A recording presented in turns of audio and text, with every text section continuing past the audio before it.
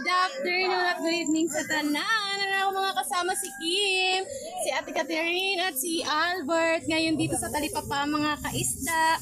So ang baligya ngayon yung mga kaisda is kasag. So mga kasag-kasag diyan, pwede sa utan, pwede sa lalokot-lakot mga kaisda. So kasag na kayong ayun mga Marcules. So webes mga kaisda.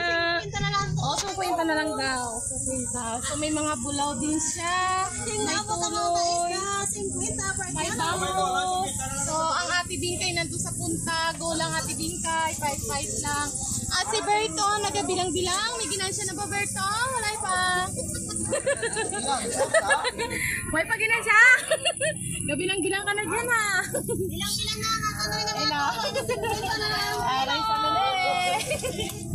Aray na, ginatulong-tulong na. Pwede pa humabol.